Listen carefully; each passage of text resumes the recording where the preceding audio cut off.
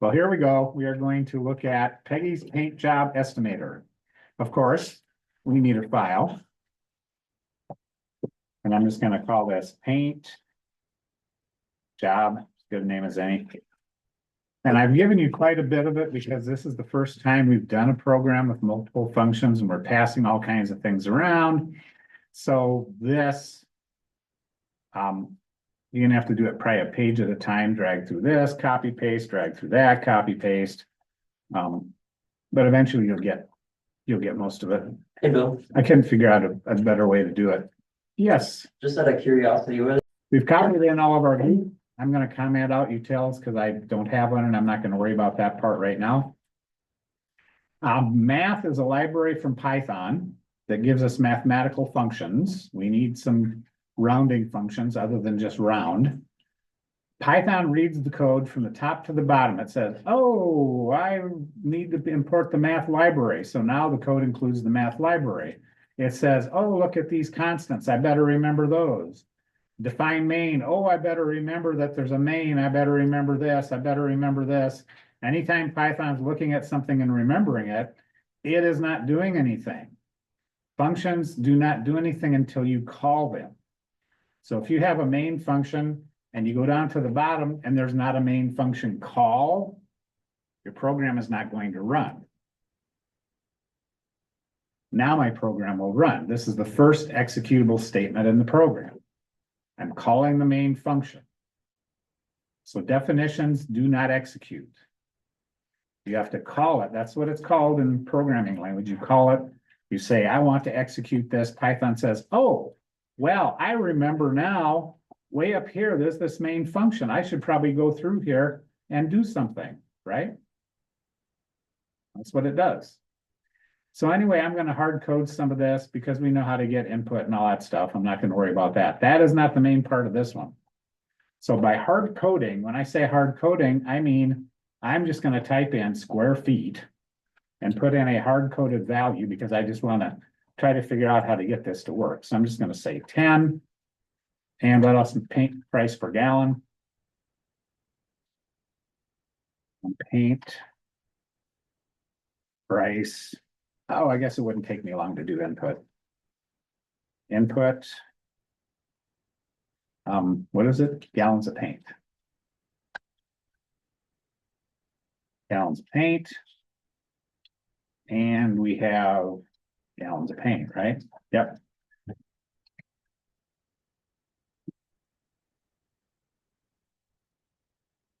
Oh, no, we need square feet. All right. We get from the user square feet. Now, do you think we could have 0.5 square feet? Or do you want to just do integers?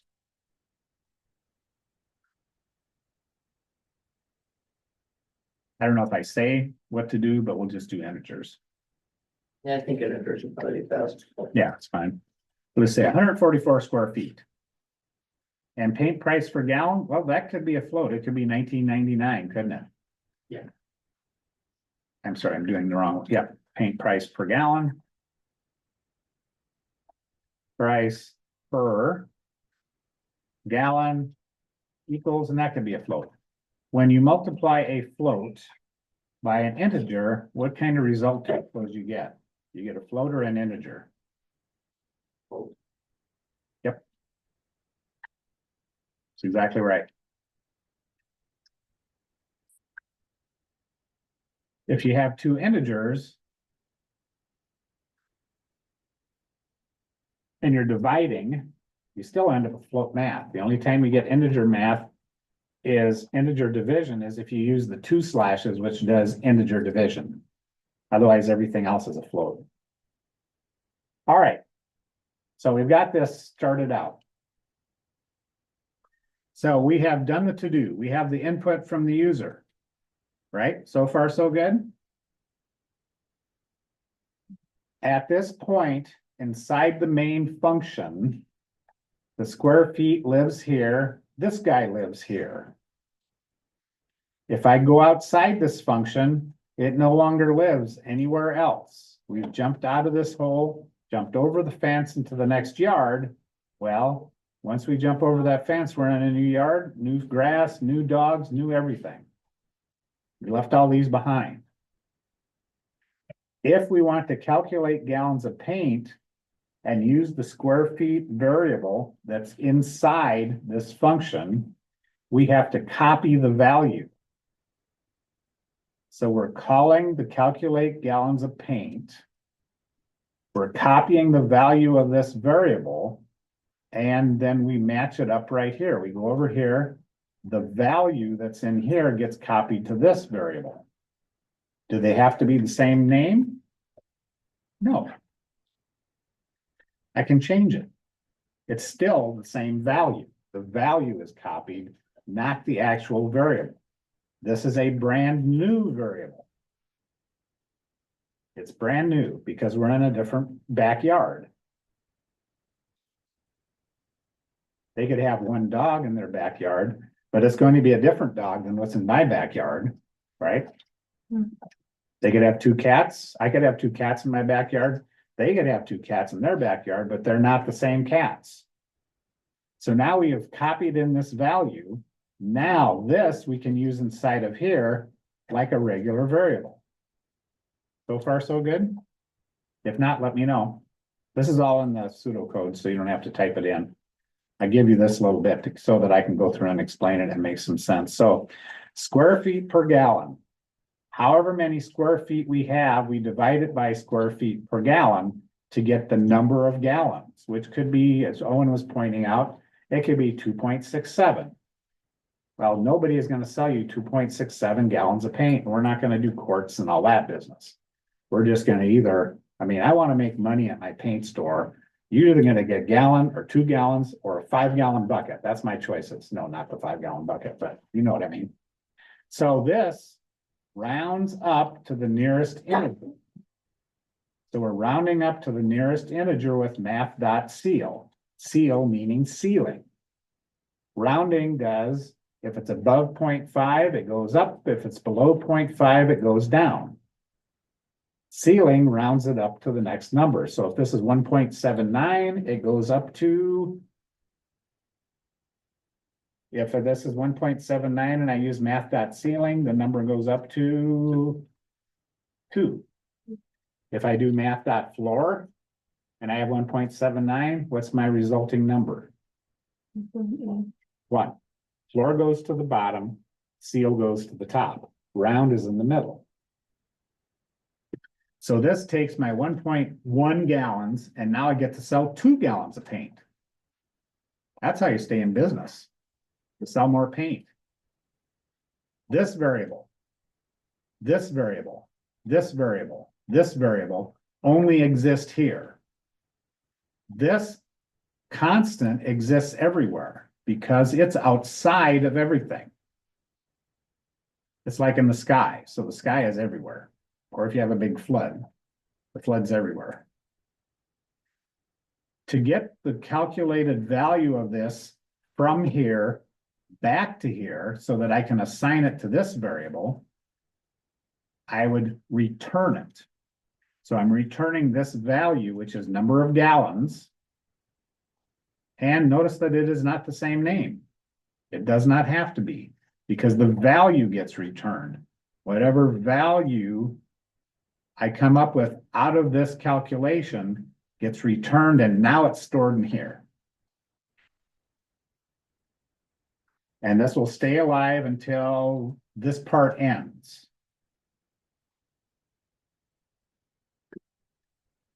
So far, so good? If not, let me know. No big decisions so far. Pretty much everything's here. Now, as we go, it's going to get a little less and less. So I figured out how many gallons of paint I need. Now I want to figure out how much does it cost to paint my house.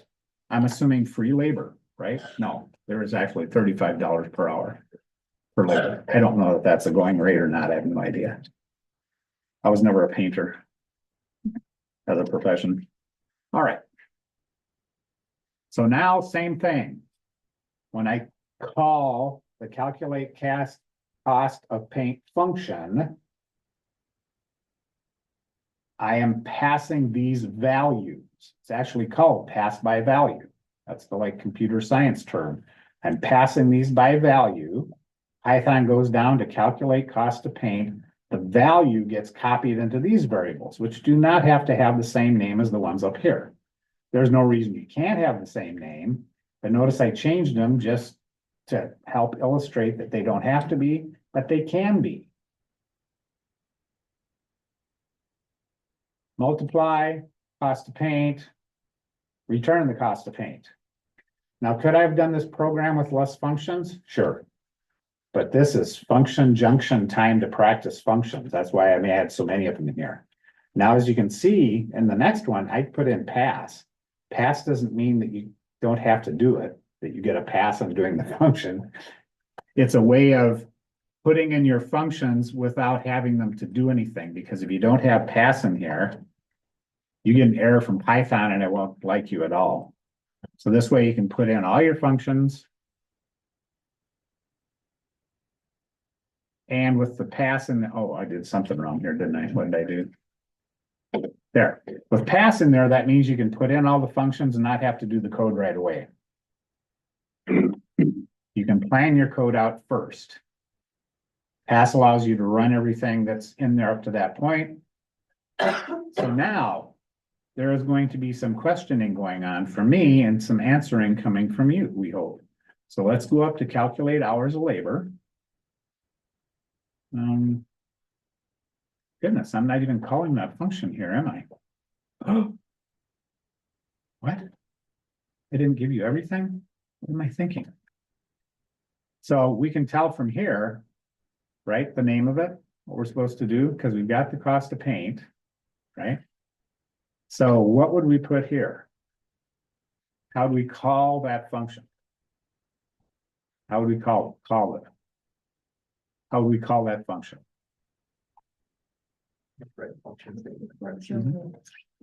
Calculate.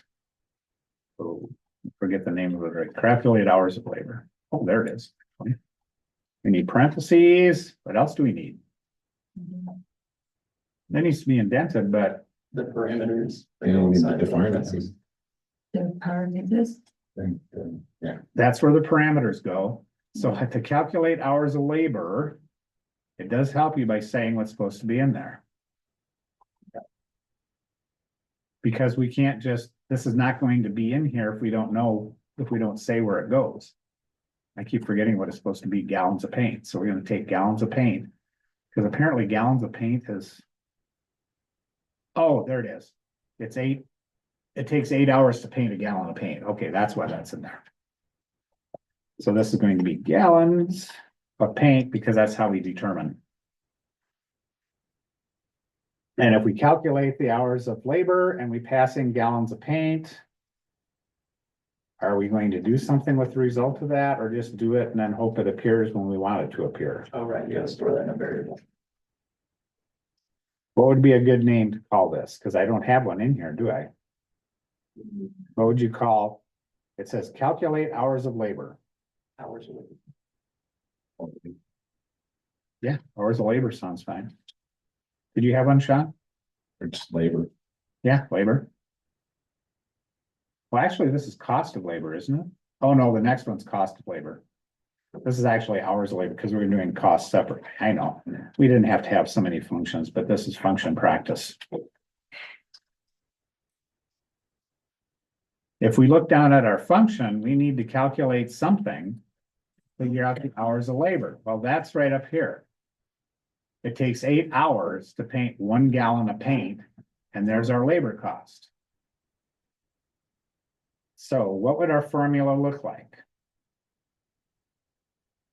We want Hours of labor. hours of labor.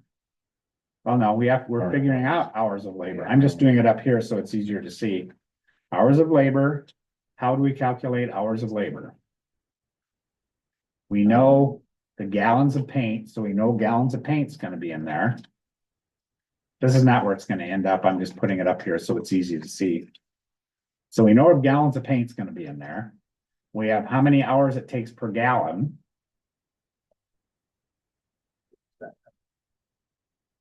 So if we have it takes 8 hours. Right? We're passing in gallons of paint. So if we have 1 gallon of paint, how many hours is that gonna be? Yeah, we don't need no program to do this. We'll just have Sean do it on a piece of paper. No. Gallons of paint times, oh, I forgot what, oh yeah, hours per gallon. So does that make sense? That's our calculation?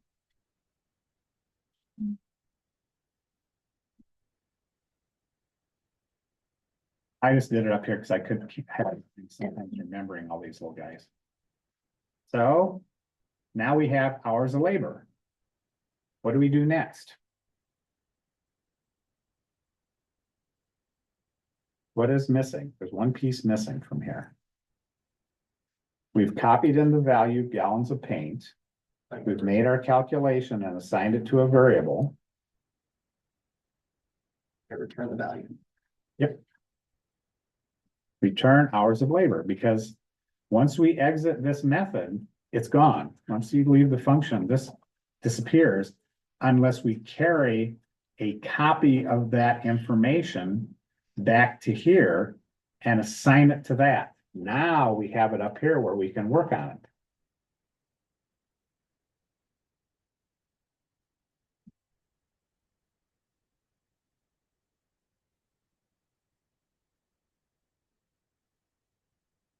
All right, let's look at the next piece.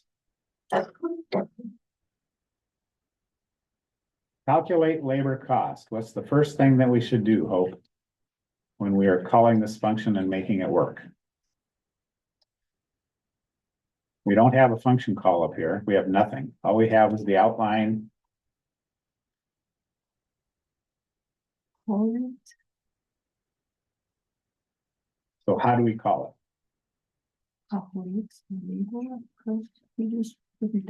Yeah, actually, the signature can be the same thing as the function call. I don't have to have this as the same name, but it just happens to be. Okay, now I've called the function with this. What's next, Sean? What do I do next with this? I'm passing in this value, which means now I'm down here. The value, the copy of the value, hours of labor has been passed in.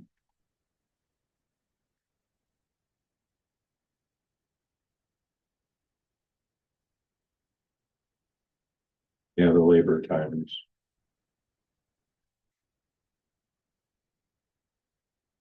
The cost or the per hour. It's a cost per hour. Oh, per hour labor. Oh, brother. Sometimes you forget the names you use.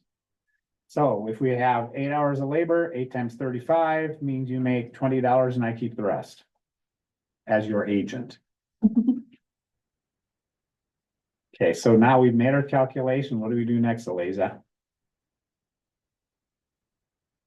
We have calculated the number of hours. We've calculated how many we have.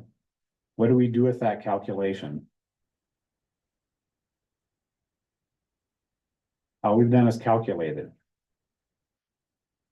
The pattern of each of these is going to be exactly the same. We're going to calculate, store it in a variable, return the value. So each of these is going to do the same thing. Well, yeah, that's a totally different function. Here we're calculating how much it costs. And we're calculating how much it costs for you to hire Hope to paint your house. She probably wants a raise too, by the way. About you, Christy, what do we do here? We've calculated the value. We've calculated how much the labor cost is. What do we do next?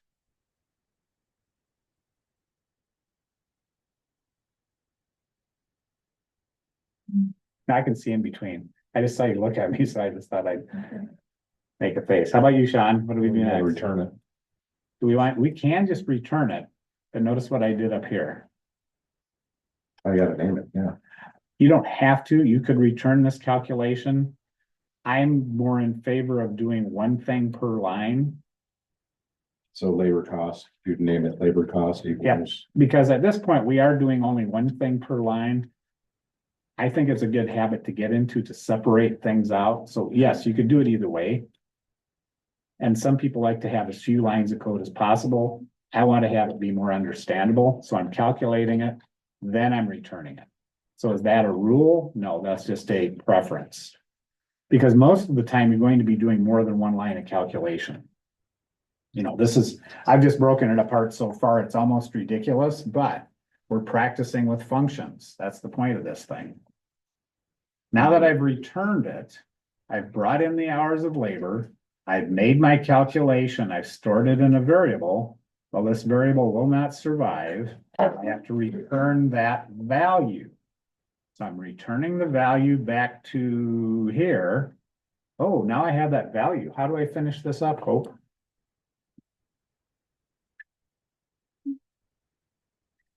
Patterns are used a lot in everything we do in computer science, math, and everything. So patterns means look at these three and then look at this. It's the same pattern.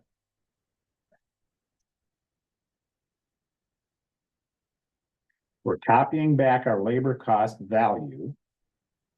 What do we need to do with it so we can work with it?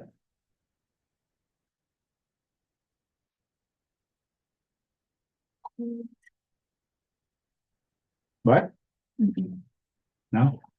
Call the main function. Okay. You can also decline to answer. Say, I don't know. We already called the main function. So we started the main function, we did this, we got our input. We did this calculation, we did this calculation, assigned it to here, calculation, assigned it to here, calculation.